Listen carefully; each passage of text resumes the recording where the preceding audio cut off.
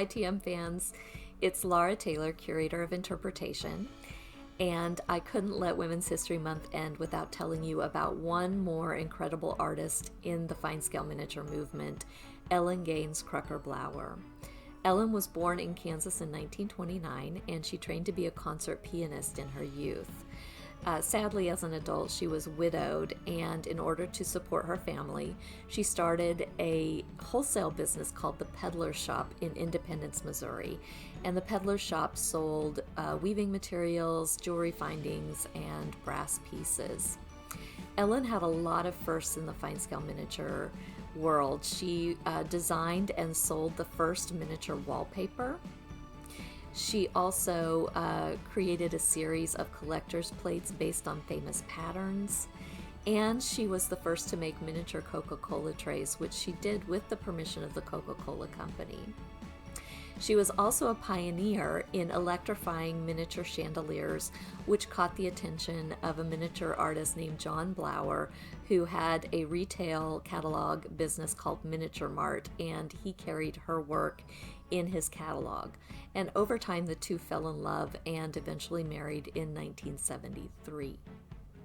Now, in 1978, Ellen was frustrated about the quality of the miniature rugs she was finding on the market and decided she wanted to make her own. And she took a class on Igoluchkoi, which is a Russian punch needle technique, and I'm almost certain that I am butchering the name of it.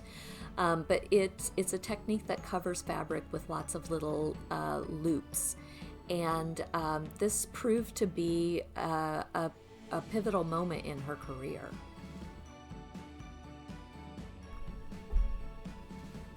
Ellen realized that she could adapt the technique for miniature plush rugs by clipping the loops. Her rugs are known to have 2,550 stitches per inch.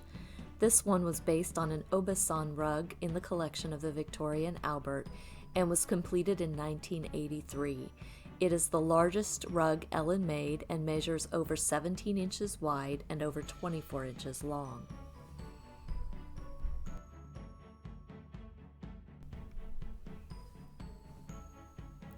My mom always says that you can tell the skill of the needleworker by flipping over the piece and looking at the back side. And here we flipped over the rug, and you can see how beautiful it is on both sides.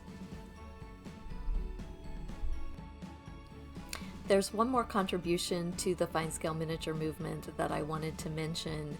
When Ellen was living in Independence, Missouri, she was introduced by a friend to Barbara Marshall, and up until that point, Barbara Marshall thought that she was the only person who had this disease of loving little things, and Ellen really introduced her to the broader world of fine scale artists and collectors.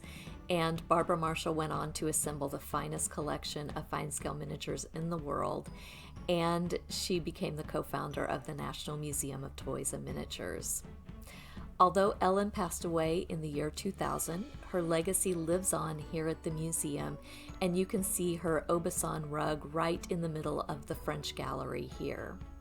I hope that you have had a wonderful Women's History Month, and I want to thank you for joining us on this journey.